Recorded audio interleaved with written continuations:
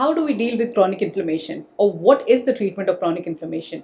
If you have missed out on my previous videos regarding chronic inflammation, make sure you go back and watch the parts to understand it better. I have done my post-graduation in England, MD Medicine. Now, practicing medicine in the UK was different from what I had seen until then in my medical practice.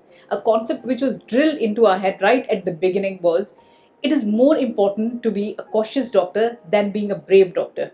Being brave meant dealing with situations, emergencies as they happened during the course of the treatment. Being cautious meant not even allowing the emergency situation to happen. Today, when any of my patient is newly diagnosed with any of the lifestyle diseases, be it diabetes, cholesterol, blood pressure, or with any disease where chronic inflammation is the underlying cause, by now you know that more than 80% of the diseases of today are because of chronic inflammation. You name it and it is because of chronic inflammation. So irrespective of the stage of the severity of the disease, I recommend lifestyle changes. Now clearly their current lifestyle has not really helped them, so it is only natural that changes will have to be made to their current lifestyle to get different results, both physically and in their lab reports. The first step towards changing lifestyle, or for that matter anything in life, is intention. When I explain to my patients the changes which they need to bring about, I give them a few days, sometimes a week or two, just to think and reflect on why now it has become so important to bring about a change in their life, and to consciously understand that if they do not do anything now, the journey ahead may be downhill. For all those of you who are listening to me and you know somebody, or you yourself suffer from diabetes, cholesterol, thyroid disease, even cancers, or any disease where chronic inflammation is the underlying cause, you need to find out two things. One, what are your health goals? So, what you have to do is take a paper, take a pen, and write. If you cannot write, then use the voice recorder function of your mobile phones. I'll give you a few examples of how you will write. For example, you could say, I want to get rid of my tablets. Maybe, for example, diabetes tablets. Or you could say, I want to have the dose of my medicines reduced. Or I want to feel more energetic. Or you could say or write, I want to be able to get up in the morning without feeling slacked. Or say, I want to travel unassisted. Or I do not want to fall sick again and again. Or I want to get rid of the flatulence, the burping, whatever it be. Set realistic health goals. Instead of just saying, I want to be healthy, be specific and write down what you want. This will help you to look at your life and your habits with a lot of awareness. The next thing, I want you to write down on a paper or record, why do you want to achieve these health goals? I'll tell you about this one patient of mine. 50-year-old male patient, diabetic, on insulin and tablets for his sugars. When asked this question, he said he wanted to try and manage his lifestyle better so he could just come off the insulin and be only on the tablets. Now, why did he have this health goal?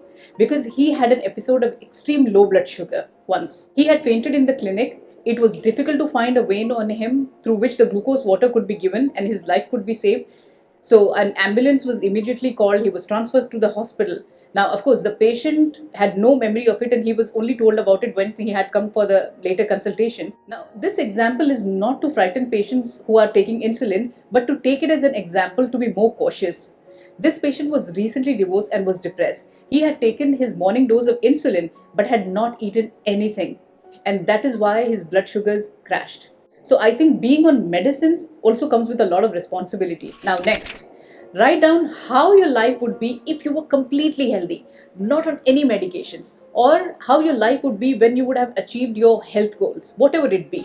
Now next, I want you to imagine another scenario and write or record. How would your life be 10 years from today in case you don't change anything about it? So after you have figured out what are the health goals that you want to achieve and why, we will have to look into the how, which I will be discussing in my coming up videos. Now here I want to mention something very important.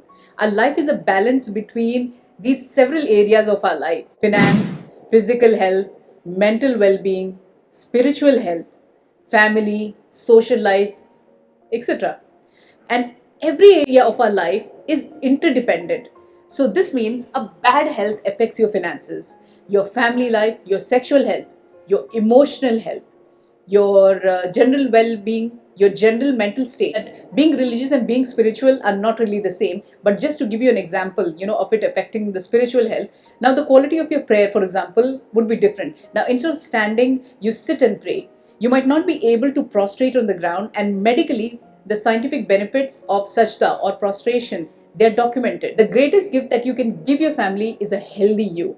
I have seen several examples of patients who work most of their life outside their home countries and return either when it is retirement time and they're already on tablets, staying away from home, and just doing the bare minimum for keeping themselves surviving. What else would you expect? Or are forced to return home because of a mishap, like a bad heart attack or a stroke, which has now made them incapable to work. So start your journey towards a good life, a healthy life. It's said everything that happens in the universe starts with an intention. So make the intent today.